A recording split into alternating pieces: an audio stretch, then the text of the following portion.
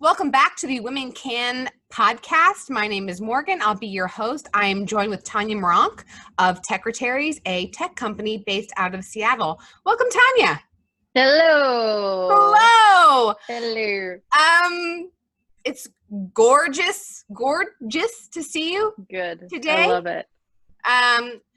Tanya and I connected several months ago, and we've been planning this interview for a while. We finally made it happen. I think we planned it in the summer, and it just so happens that we're now in the fall. We did, and that's why I'm a pumpkin now. That is why I've turned into a pumpkin throughout that. Now we're harvesting, and here we are. Yes, and you will go back to your normal self at midnight. Oh, yeah. Okay. Exactly. Precisely. Okay. So we got to speed this up. Yeah, obviously. So Tanya is a pumpkin, and I am Captain Morgan. If anybody knows, Captain Morgan Rum. Hopefully you all put that together before I had to explain it. I like Tanya, it. I'm excited to get this interview going. It's been long awaited. Mm-hmm. So first off, I'd like to learn a little bit about you. How'd you get started? Yeah. Where are you from? So let's see. Well, the company itself was started in Jersey City, East Coast. I'm originally from Wisconsin, and then my parents split and I traveled down to Arizona, where I actually met my husband when we were in middle school, and we became high school sweethearts. And then I went out East Coast, to Westchester, SUNY Purchase, to go to college. And then he came out in 2009. And 4 or 5 years later, we were starting the business. So it was like total magic. It was great.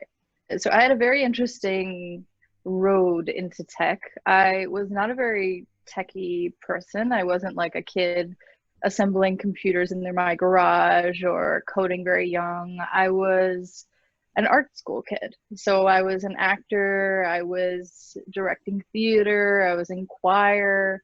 I was super duper artsy. And then when I went to college, I went for film. And at the time they were doing like HD consumer cameras had just come out. So our whole class was like gaga over it, super excited, because prior to that, they were shooting everything on film, which was super costly, analog, time consuming, took forever to cut. The whole process was really slow.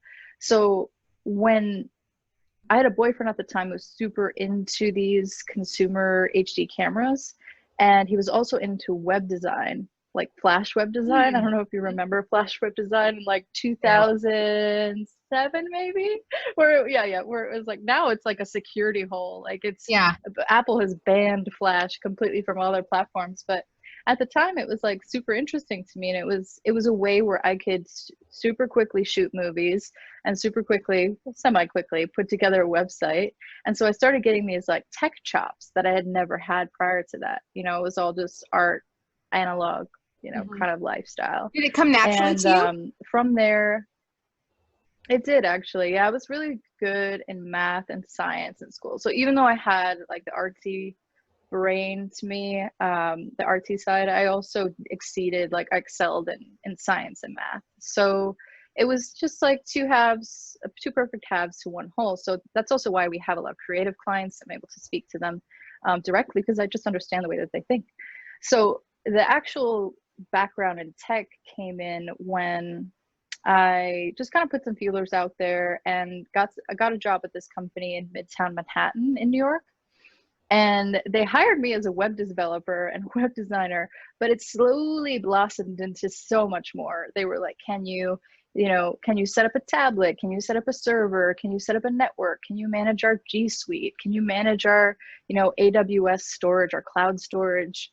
Can you help me? You're like a tech mill of all trades. Exactly. And then when you shorten it up, it's Techretary. Mm-hmm. So I actually turned to my husband one day, like at the end of a very long day, where it was just like, because your brain kind of spins when you do so many different things. Typically in jobs you're specialized, you have the thing you're good at, maybe you wear a few hats, but day to day you're not doing so many different things. So I turned to him, I said, what am I? And he said, you're a techretary. And at the time I really loathed that idea. Like as a woman, I was like, I'm not a secretary, like I'm no one's secretary, right? But over time, it really grew on me because I was like, that is what it is. You're assisting people with, and you've got a tech background. So you're sort of like the right hand of the office, right? Because especially in small companies, they typically have an office manager and then maybe they'll have freelance IT staff. And so what you are is kind of a right hand to the office manager who isn't super technical, who can do the business operations, but they need IT support. So that's kind of where it started to develop at this company. And then I, kind of took a little side road, got poached by another IT company to do sales for them. And then I realized that wasn't really a good fit for me. Like I liked actually doing the work. I didn't just want to sell it. And so left that company. Actually really got fired from that company because I was so bad at sales, to be completely honest with you. I was so bad. I'm good at sales. It's a mutual decision. He was like, get out of here, you're fired. Because it was New York, they gotta say you're fired. Of course. Of course. And so from that point, it was obviously a low point. You get fired from a job and you have to regroup. You're like, who am I? You go into the deep quest. And it was probably 6 months after I left that job where the seed of the company was really planted when I went on TaskRabbit.com.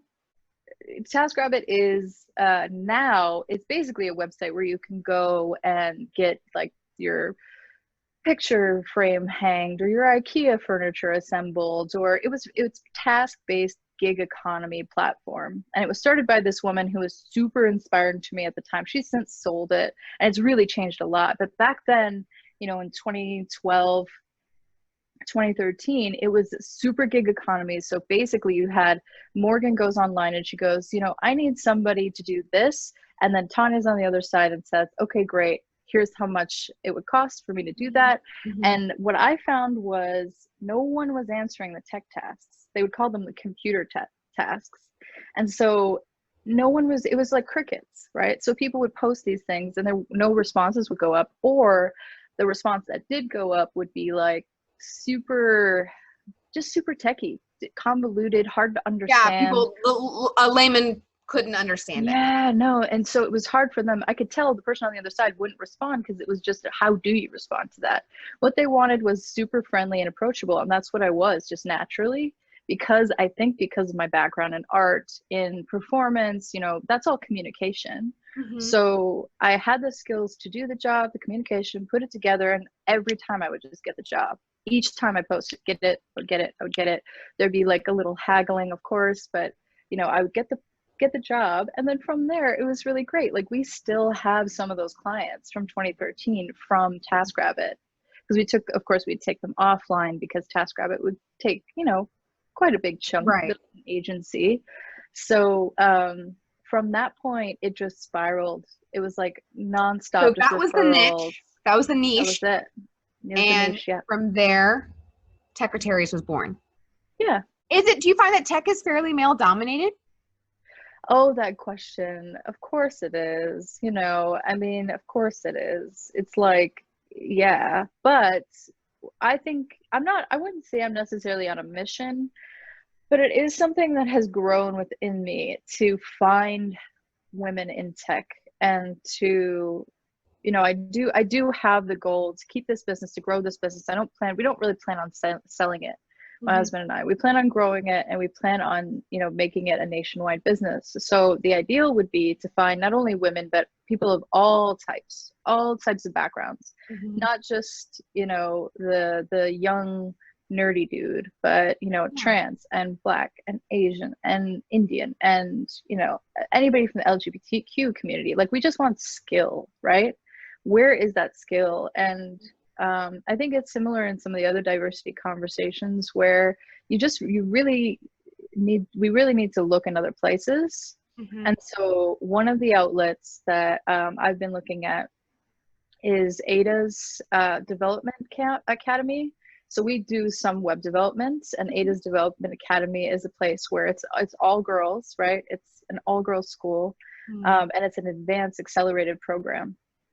So there are opportunities like that where we could find at least developers. Now, Techretaries, that's a different angle, right? Having somebody who's multi-skill setted, sort of generalist with tech, not just web development, but they really can come at it from multiple different angles, you know, fast learner, possibly an autodidact, you know, somebody who can really teach themselves. That's really what we're looking for. And so I think that what ends up happening is, at least in my experience, is there's that sort of stereotype of women asking for permission or needing permission, or not willing to take risks and go ahead with something. I mean, you see that in all industries, right? And I think with tech, you have to break it in order to understand it. And so you have to have that bravery. You have to have that courage to do that. And but I will say, in my own experience, that I ask a lot of questions, and I have had experiences where I'll go on like a super male dominated Slack channel, and it's all dudes, just admin dudes talking tech all day. And maybe I'll ask too many questions, and they'll kind of say like, I'm not like your support person, but I didn't ask it in a way that was any different from any of the other guys. You know, I was still kind of talking shop, trying to get feedback, trying to get an understanding, and they shut me down. And of course I go into like the female oriented channel, and they're like, yeah, that happens, they do that, you know, don't pay any attention to them. So I wondered if that was like a noob thing, because it was a new subject that I was talking about, or if it was a female thing. It's hard for me to really know. But I will say another story is like, you know, I went to a meetup, and there was one woman there, and as soon as she saw me, she said she was super relieved. So there's that kind of like camaraderie, I think, in the tech world, where you see a woman and you're like, okay, thank God, like I can breathe, I can relax a little bit. So that in and of itself tells me that there aren't enough women 9 times out of 10. So I wanted to ask, we know how your company got started. We kind of know a little bit about what a Techretary is, but we haven't really jumped into the full gamut. So what is a Techretary? Oh, a Techretary is silly, hence the pumpkin costume. Are your Techretaries, are you required to dress like a gourd? Yes or no? Technically, since they're 1099, I can't tell them how to dress in the state of Washington. They're encouraged.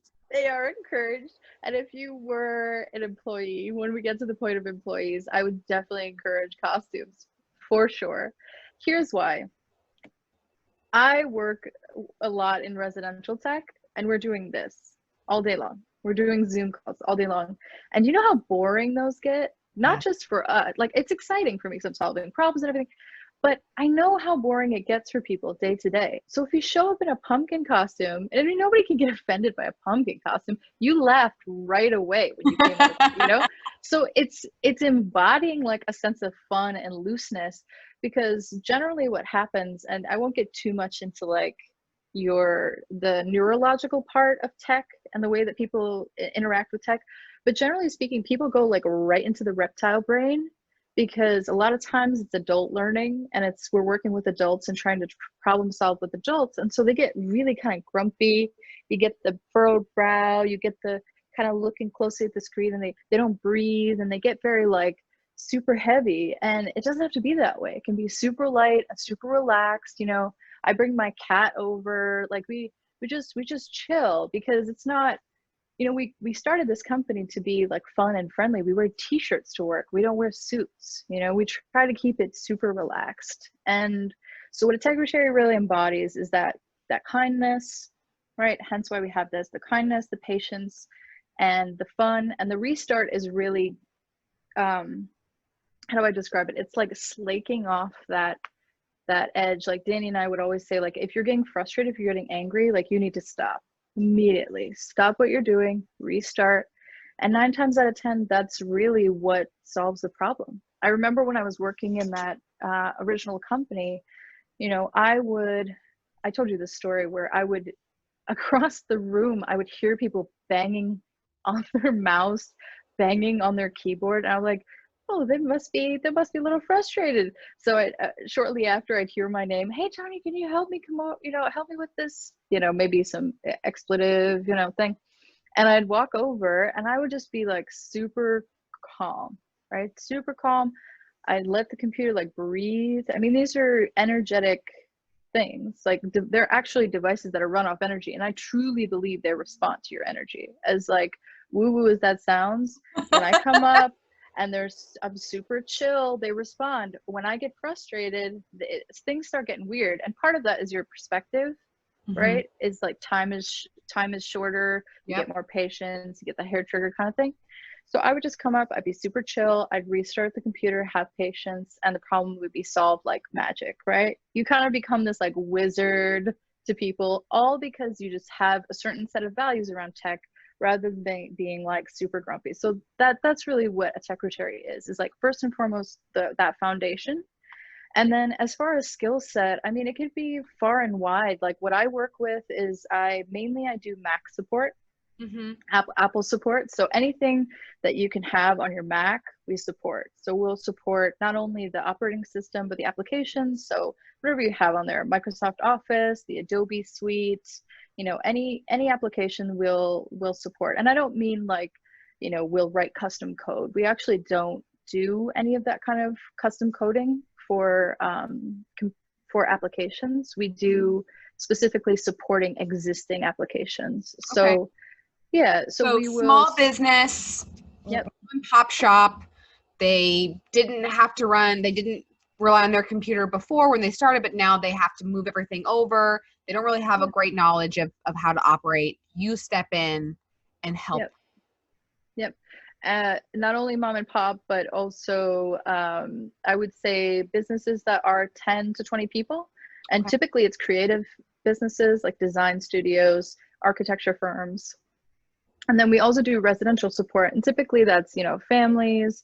A lot of our the golden years clients, you know, and anybody truly, but anybody above 65 really finds it helpful to have a fun, you know, patient person on their side to help them through the day-to-day. And a lot of times that's like, you know, setting up new computers, new phones, and other times it's just the digital world. Like, how do I navigate the digital world? It's overwhelming. It's truly overwhelming. It really is. If you're not, I think that like there's certain people that are inclined to tech, like it just clicks. And then there are others that like, it just doesn't make any sense. And as one of those people where it doesn't make any sense, I feel so overwhelmed. And I get that same thing, that furrowed brow, because I just don't want to deal with it. It doesn't make sense to me. Exactly. So services, I mean, and I'm a millennial, so I grew up with tech at this point. So like I can't imagine how it would feel for older generations who aren't inclined and who simply cannot grasp. That would be so frustrating. So your services are invaluable. Yeah. Thank you. Yeah. And I agree with that 100%.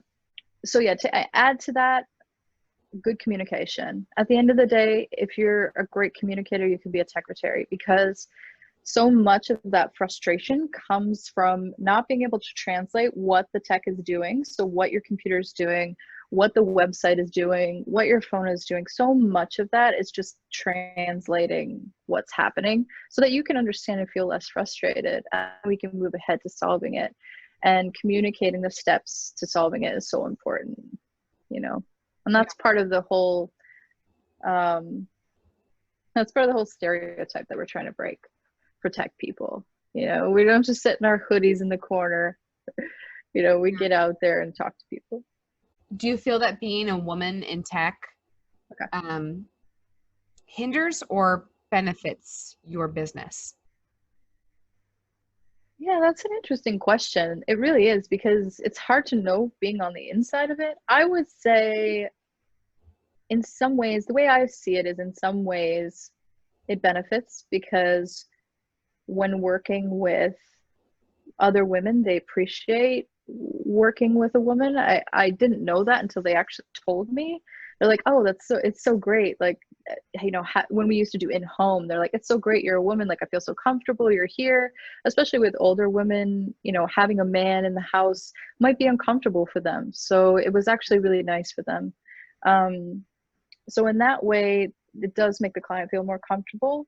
But then I could say in some regards it hinders you, because I don't know, I'm naturally super nice, and I think sometimes you get a couple of clients where they would prefer like a stern man voice, you know, as funny as that sounds, they would prefer like this kind of voice. Uh, just because that's what they're used to, you know? So it's an interesting question overall, you know, especially in the world today. It's like, you know, we've thought a little bit about personality matching in the future when it comes to clients, like maybe regardless of, you know, your gender, your race, maybe it's just a personality thing. Like if I have a soft-spoken client, finding another soft-spoken secretary and match them up, or a really goofy secretary with a goofy person, match them up, right? What's the Yeah. biggest challenge that you face as you, I mean, being the head secretary and owner, Yeah. proprietor, Right, what's right, the right. biggest challenge that you face right now as you grow? Yeah, the biggest challenge is I think because the we have created a wide variety of services for ourselves because we started really supporting our clients top to bottom with their tech. You know, small businesses will need a website. They'll need somebody to do SEO. They'll need somebody to do their tech in office. They'll need somebody to manage their email, you know. So we really took them on and gave them a big old, you know, tech hug. But now as you try to scale, you know, it's a little bit harder to do that. So our biggest challenge right now is figuring out, are there services that we're going to drop, or are there services that we're going to bring in freelance support to support those existing clients, because we still get referrals as well for new web development projects, for example. And so the question is, should we take on those new projects or focus our attention on our core services that we do know we want to expand, which is residential tech support, which there's a huge, huge need for. I mean, there's so many web design and web development companies. I could just like shake a stick in Seattle and like find at least, you know, 20 or 30, Yeah. either individuals or small agencies. But the residential tech support, not so much, especially women owned. And so our biggest challenge right now is really straightening out our services, deciding what we're going to cut. And then if we do bring in freelancers, you know, how can we keep them sustained enough to stay interested? You know, so if we are going to keep web projects, if we are going to continue forward with business support, you know, bringing in freelancers and keeping them, you know, fed, not having to go off to multiple different clients to fill their plate, which I know freelancers do anyway, but I would want to support them at least enough to, you know, give them a good enough income. You mentioned Yeah. freelancers. So do you want to grow your employee base, or you want to keep things on a contract basis? To start, we want to do contracts because we really want to feel people out. We're new at the whole hiring game. So we would want to do contract basis. We'd want to do 1099, feel it out, see if it's a good fit, you know, do some shadowing with me. And I'm a very hands-on person anyway, and I feel like we can get a good fit for each other, doing some shadowing, doing some work together. And then eventually, if it's a good fit, hiring on for employees. That's the goal ultimately, is bringing employees on into and creating like a little Techretaries family. So since tech is continually growing and evolving, how do you stay apprised of everything that's changing, and how do you convey that knowledge to your clientele? Good question. I mean, you can't grab everything, right? You can't grab a hold of everything. You can't learn everything. And we definitely use that as a core value as well. You cannot know everything, but what you can do is use really good documentation when you do have a question, when you hit a wall. And clients are constantly bringing me new stuff, so it really helps keep me fresh and my knowledge base fresh. But I go back to Apple support documentation, Google support documentation. You know, I go back to those documents because they're so well built and because I can trust it, right? So having trusted resources is really important. I also, you know, subscribe to a ton of newsletters. 9 to 5 Mac is a really good one. 9 to 5 Apple, 9 to 5 Google.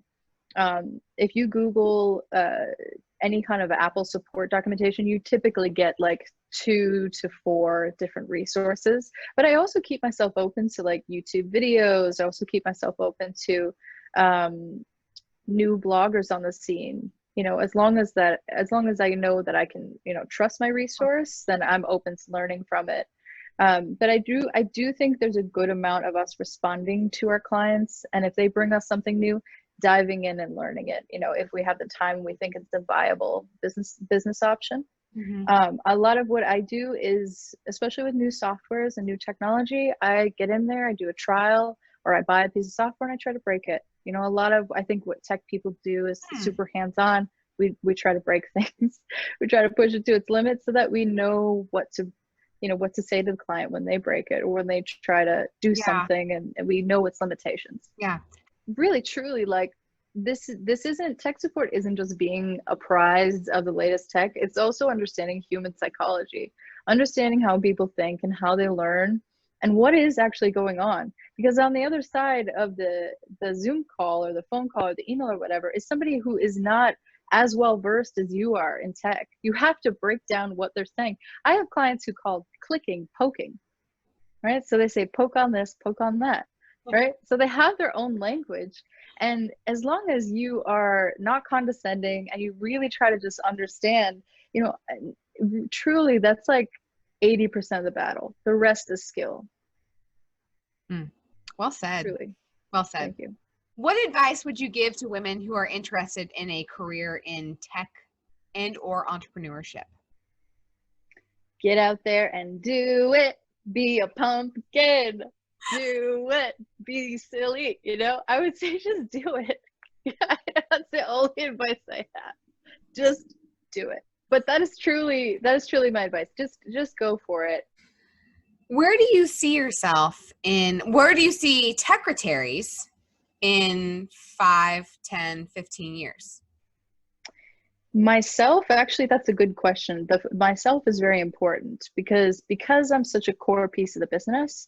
Transforming myself has been the way that I can transform the business. That's how I've seen it. So I really put on my boss cap now and my leader cap now, and I'm doing leadership programs. Seasons Leadership is a plug I can put out there. Seasons Leadership Program. They're awesome. 2 awesome ladies that do a really small group of women, and you learn from each other through, you know, other entrepreneurs and speakers, and it's fantastic. So I've been, you know, really sharpening my leadership skills that are already there. They exist in all of us, right? So I'm sharpening those and figuring out what kind of leader I am and how I can make my day-to-day like what I want it to actually be, what I don't want to do, right? Or what I don't want to continue doing, or, you know, just kind of navigating that whole thing so that in 5 years, I can have what I want out of the business, be a strong leader for other people. And ideally, I think, you know, if we had to put a number on it, we'd want at least, you know, 5 to 10 Techretaries. We at least, I mean, I'd love to just dominate the Seattle area, as well as the islands, because I know the islands really want tech support, big time. That's what I would love in 5 years. If Techretaries was a known name in Seattle, that would make me super duper happy. And then in 10 years, being able to take, you know, do more of the West Coast, because you have like, you know, you have Oregon, you have California, you have tons of money there. And now that and tons of people who are looking for support there. But now that we have COVID times and we're working remotely, that opportunity could open up, you know, a lot sooner. So yeah, we could go nationwide faster than we know. Yeah. What do you love about your job? I mean, I love working for myself. Isn't that like the ideal? I just love working for myself. I love when I can make people smile when they've been super stressed out, like super stressed, sweating it, thinking their like computer was broken, or thinking that they had done something, you know, or their whole business was at stake. I love when people have been in such a stressed out state and I can give them that like sense of relief. That is super satisfying for me. And I love puzzles. I love problem solving. It's my favorite thing. Truly, give me like the weirdest anomaly problem, please. I can't get it out of my mind. It'll sit with me for like years if I can't figure it out. Oh my gosh. I just walk away. Just throw it out the window, walk away, forget about it. Unbothered. You know what's funny is I will do that with like every other thing, but there's something about it. I don't know what it is. It just gets in there. It's like a math problem that you just can't solve. I'm not like a man, I am math chucking a genius or math problem something. I'm setting a math problem on fire. And it dumpster fire. That's funny. I will take it out of the fire, take the ashes. I will clean the ashes, and I will assemble that problem together. You give me whatever state it's in. This concludes our time with Tanya.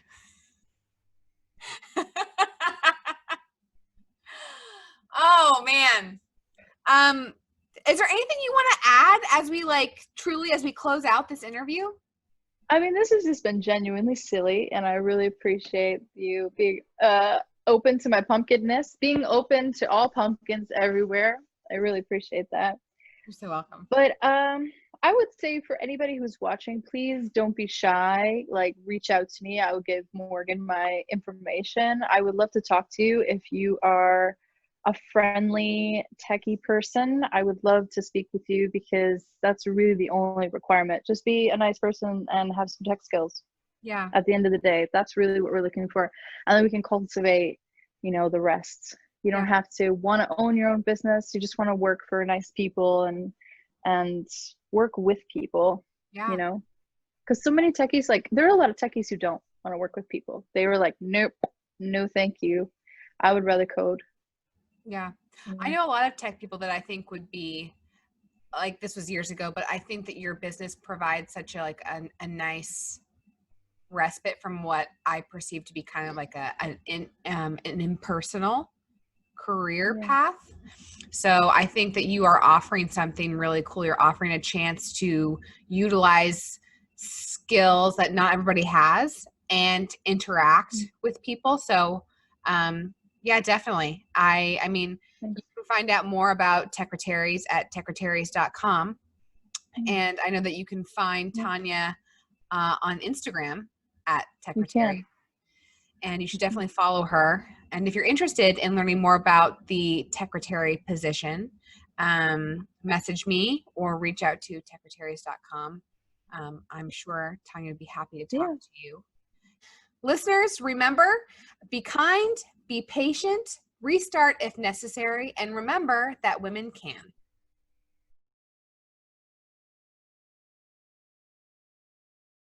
All right, let's pumpkin spice things up here and let's get going. Heyo.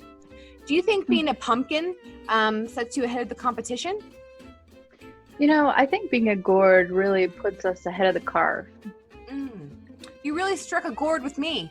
We are always changing with the seasons. I mean, really, fall is our best time. Usually, that's our highest growth rate. Yeah. You wouldn't want to be a company that's consistently in a vegetative state. Exactly. And we're very rooted.